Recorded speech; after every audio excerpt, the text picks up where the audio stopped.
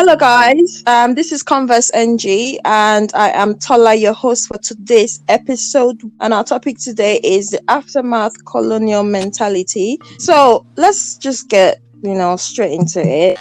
Do you believe that the British cultural values are much superior to our own? Because obviously they were the one that colonized us. Tino, do you Oh wanna? yes, I believe that the the British culture has kind of robbed us of our identity as a people and as a nation. They interrupted a lot of mental development, educational development, and every other thing.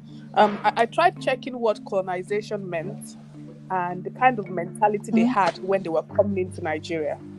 The mm, definition for colonization was the action or process of setting among and establishing control over the indigenous people of an area, which the British did fantastically. They mm. took our Believe. community system, our Mm-hmm. belief system, our education. They told Yeah. us to drop what we knew, look at it as evil, bad, negative, and take theirs. Like I said, it's not. When we're even speaking about British culture, do you know the name London was given to the British as an idea for the name of a capital? Because that was the capital where the Romans stayed. So the British people were once like us. They were once tribal. They were once. They had like tribal leaders. They had tribal kings. Yeah. They had. They were just like us. They were like us. Igbo, Yoruba, Hausa. And then these guys came. These guys came and just basically did to them what they did to us. So that's why I said in the beginning that this thing that we're calling British culture is not really British culture. It's like it's something, and it's because of this thing. I always keep saying Nigeria really, really, really. I'm not saying Nigeria needs to split. I don't want Nigeria to split because it's already fantastic as it is. Just need to make a few modifications here and there to the state system and everything. But we really need to rethink our name because we didn't choose that name. That name was chosen by a woman not from this continent. Okay. Do you understand? So that name was chosen. It was chosen as on a show of chivalry and romance, and you know, his lordship Lugard just asked was it his wife or his, I don't know what it was, to give it a name, and she called it Nigeria. Okay. So, this post-colonialism, what do you guys, can you guys make comments on that? Like after they've come and they've gone. Let me come in here. I'm going to go back before I go forward. Like I said before, like we weren't, and like Tinuke said, we weren't allowed to develop our culture, to evolve, to modernize, and in terms of language, I don't think a lot of Nigerian languages now are extinct and weren't allowed to, like, I don't think we have them written down, like a lot of Niger, except Yoruba, Hausa, and Igbo. Even Igbo People. and Hausa, like, I'm not really conversant with it, but Yoruba, okay. Even still, Mm, as a Yoruba girl, to write Yoruba convincingly, it's hard because I wasn't really taught to use that language as a Yoruba girl. So it's like a disadvantage. No, not a disadvantage. It's like when like a child is growing and you just say, okay, start running. It won't be proper. Like it will stumble. Yeah. So yeah. we've stumbled so much that we like post-colonialism, era, like we have to find ourselves by going back to history books and reading up about ourselves to be able to, because before we weren't a country or a nation. We were different people brought together. Do you understand? So Yeah, we never discovered ourselves as yeah. a unit, as a people. So it's like chaos. Mhm. You're bringing chaos into chaos. Like it was never meant to, yeah, it was It's never just meant like to it so was never meant to chaotic. be a country. It was a business deal. Do you understand? So we were never meant to be a country. We're meant to, it was for economic reasons. So we Mm, have to go back like tear the layers and understand ourselves as a people individually, in terms of ethnicity and stuff like that. We have to understand what the Yoruba tribe means, what the Hausa tribe means, what the Igbo tribe means, what the do you understand? Like, and then find a commonality amongst ourselves, and what will make us work as a country to move forward from this. We can't keep blaming the British. Do you understand? We're in 2020. Like, No, we can't. the Indians were colonized by the British, but they've been able to navigate their way. The Hong Kong people were colonized by the British, but they have a sense of identity. Nigerians don't have a sense of identity. We are tribalistic. We don't even know. We are not loyal to each other.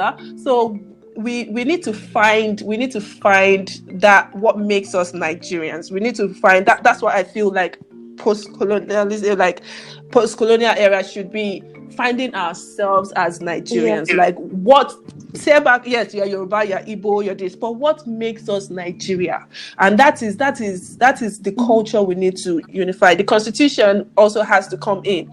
The Constitution, I've always said it is a very, very, very, very anti-people document. It was not meant to serve Nigerians. It's not the best. It's not the best document for us. So it's not going to help us move forward. We will always have problem of identity, because it doesn't unify the people, because it's not made for unifying the people. It's made to exploit Nigeria, made to exploit Nigerians. So we would always have this chaotic Nigeria of, Hausa this, Igbo this, Yoruba this, even though within ourselves we seem to find that common, in terms of that common love for Nigeria as friends, as you can say, my band of friends, I don't see, we are all Nigerians. So like, we speak Pidgin, we speak I'm teaching my Igbo friend Yoruba, I'm teaching my Hausa friend Yoruba, my Hausa friend is teaching. Do you understand? We just a small group of people. When was the last time that kind of thing happened? How often does that thing happen now? Where you have like Igbo kids trying to teach So the thing about it is that, and the tools that were brought in to help galvanize this unity is like NYC. It's not even working. So there are a lot of things we need to revisit and restructure. And it's very important that we face it head on, and we actually look at the problem in the face and say, okay, we know this is our problem and this is how we want to break it down and rebuild Nigeria. That's the only way I think we can move forward from this mentality of thinking other cultures are better than Nigeria, other Nigerian culture, other people are better than Nigeria. I look at Nigeria, we produce the most black people, like we are the most populous black people, yet we are not a great black nation. We are exactly. So we need to find ourselves as because a lot is upon us. Whether we like it or not, Nigeria has a lot to prove. Nigerians have a lot to prove. Nigeria. This post-colonial mentality. Can I just say one more thing? You see, it's so funny how this post-colonial mentality has put us in very, very strange situations. Okay, so we're going to talk. I'm going to talk about this border closure thing. And while I'm not a big fan of tight borders and non-immigration or non-migration, I'm not a fan of anti-immigrant policies and all that. But what boggles my mind is when a region, let's say a state or a country with a population of about 2 million people, begins to serve a population of about 200 million plus people, while the reverse is supposed to be the case. For example, you have countries like China. China is 1 billion plus people, and China is serving the world, So why is it that a country like Malaysia ends up serving China instead? Why is that kind of situation playing out with us? That we need to think about that in that way. Well, like and maybe sorry. Okay, go on, continue. Yeah, Yeah, and maybe we'll find a solution. But I'm not a big fan of closing borders. Mm-hmm. I'm a big fan of freedom of migration and everything. I'm not a big fan of that because when you start No, closing borders, you start to look like you start to But but that very, that's very can I nationalist. come in okay. here? But the thing about it is Mm. it's also what we are talking about.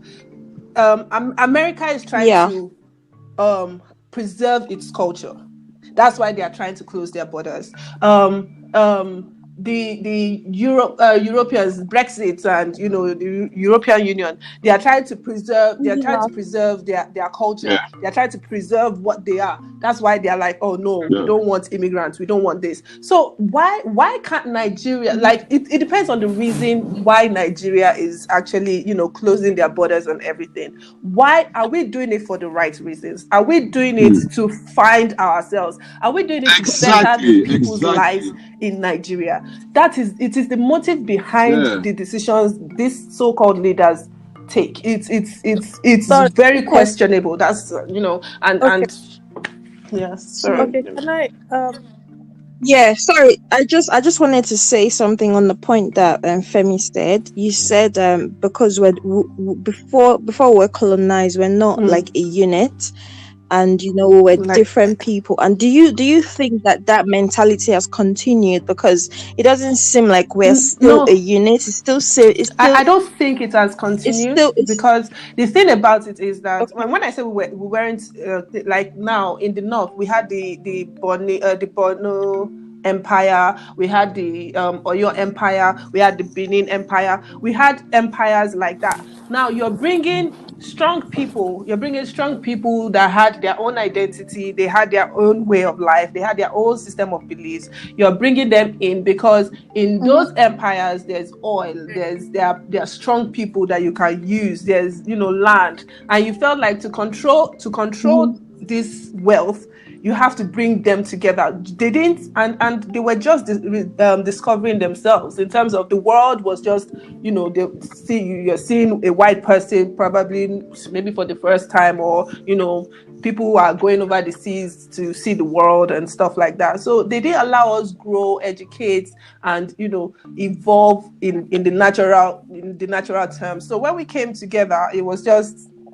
okay, we were still fighting. Even amongst the Yoruba, you will see, oh, okay, Baale of this place is fighting against this place, Alaafin is fighting against. People were even fighting within the same tribe. So Yeah.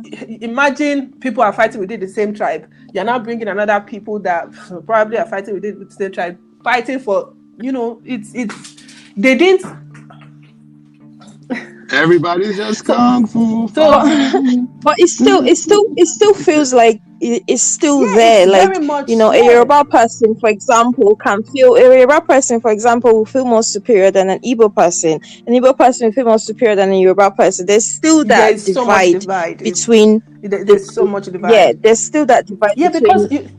So I think I don't know. I think that the mentality is still there. It hasn't left the Nigerian people in the terms that they don't see themselves as they one don't. Nigeria. They see themselves They as me. I'm Igbo. Me, I'm Yoruba. Me, I'm yeah, Hausa. because We all have our own yeah, Guys, because different things. economically, and the factor here is economics. It's not like every human being wants to survive or wants to live a lifestyle that they can whatever your lifestyle choice is, you want to live that lifestyle, and regardless of the time or century you're born, that is the common thing amongst human beings. So now, like I said, Nigeria was put together for economic reasons, because the people in Nigeria were made to work for a certain type of people, and that's the mentality that has been carried on. You work for just the people Mm. in power, so the people underneath are But fighting for so sorry, can for I I can think I scraps. I think interject? wow, Wait, I think I that understand what that's you're nice. saying. What you're saying is they That's were not nice. concerned That's nice. about I bringing like people that. together, as bringing us Ooh. together. We're only concerned about what they Yes, could Ah, yes, benefit from Nigeria. from bringing us together. They were not concerned about the fact that we were going No, to they be one weren't. they one united weren't. people.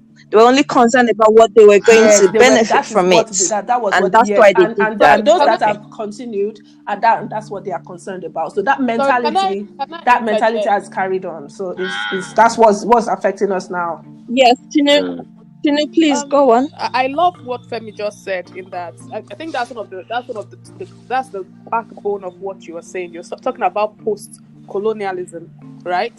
So having to deal Yeah. with the Mm-hmm. effect, of colonialism,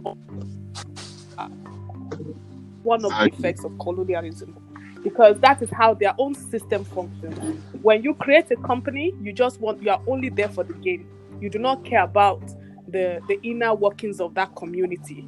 Now, one thing that the British effectively did was divide and rule. They did that across the board in the Yoruba community, Hausa, Igbo.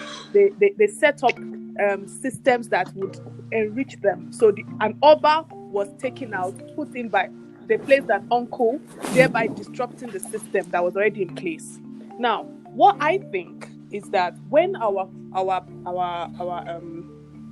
heroes passed, so we're talking about Azikwe and Awolowo and Ransom Kuti, the woman, when they went to England and they kind of sat down and talked about our independence. I think one thing they didn't think about was the damage that has already been done. All they thought about was we wanted Yeah. freedom, but they didn't put Was. into Mm-hmm. consideration that, okay, going forward, this is all in hindsight, obviously. Going forward, what can we do to help our country?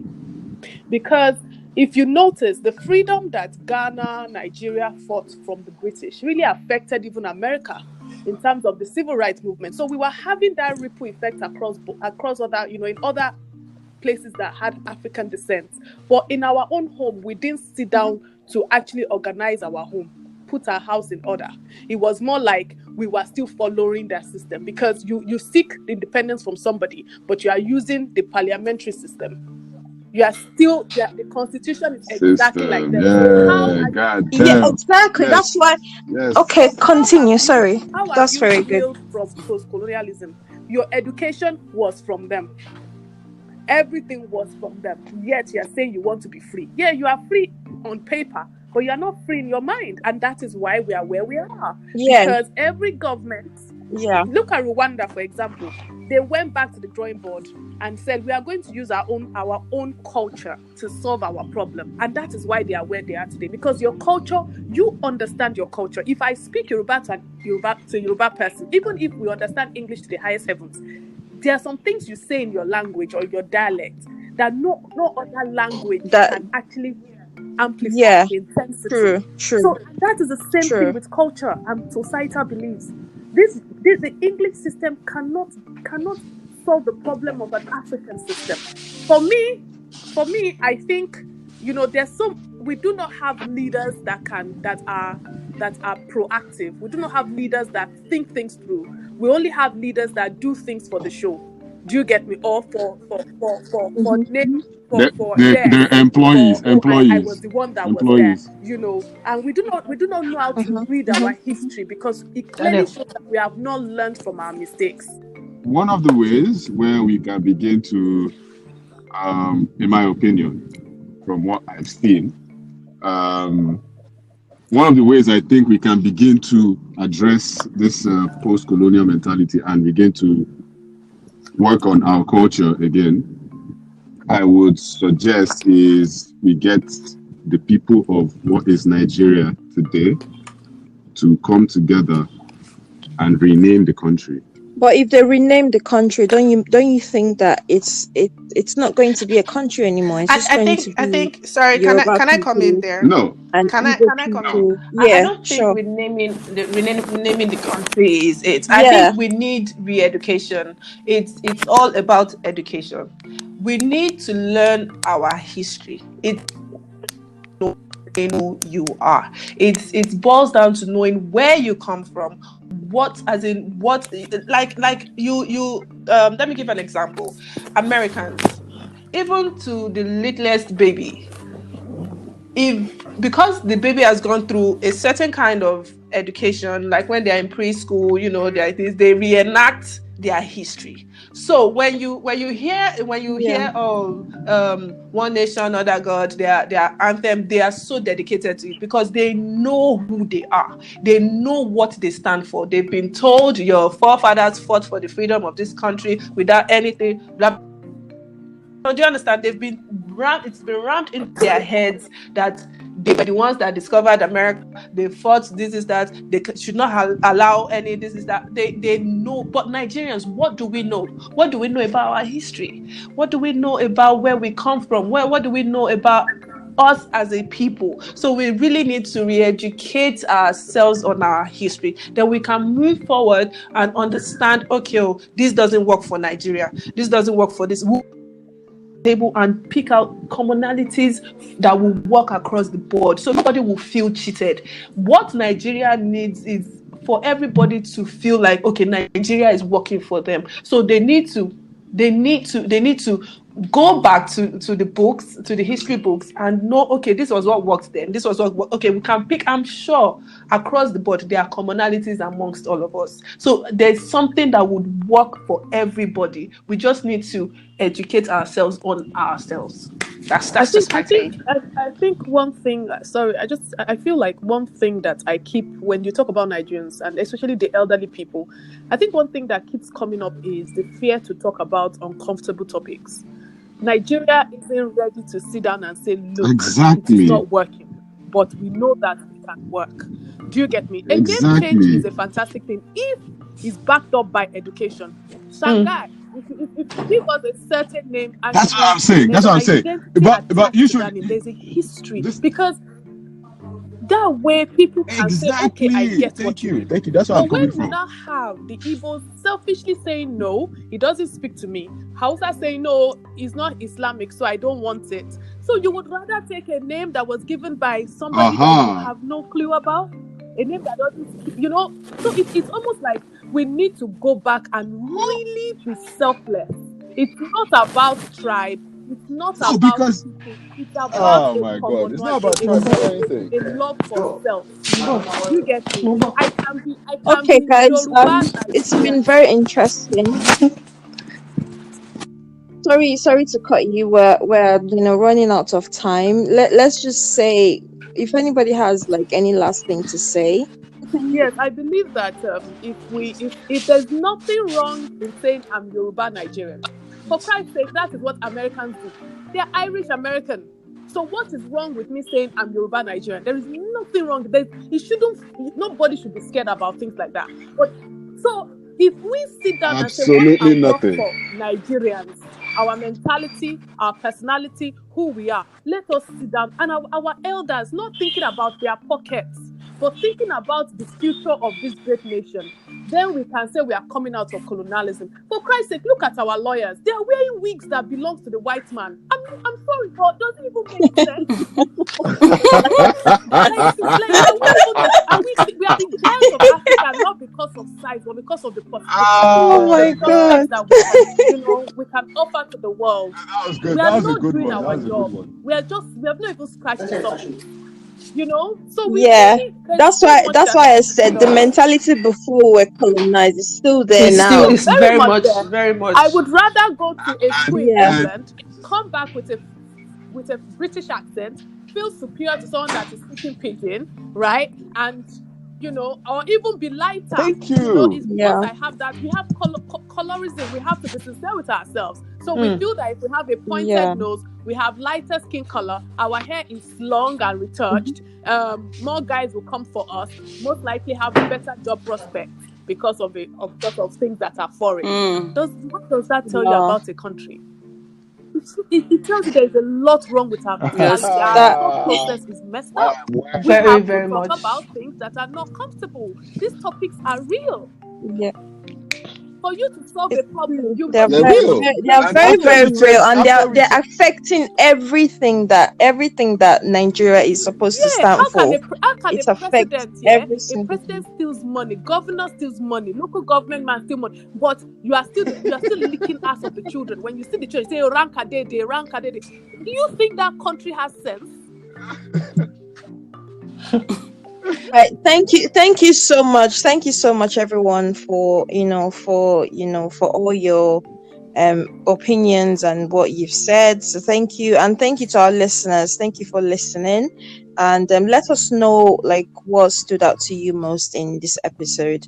You can tweet us on Conversation Nigeria at Conversation Nigeria, and leave a comment on our IG page. It's at converse.ng. And my name is Tola, and I've been your host, and it's very, very interesting.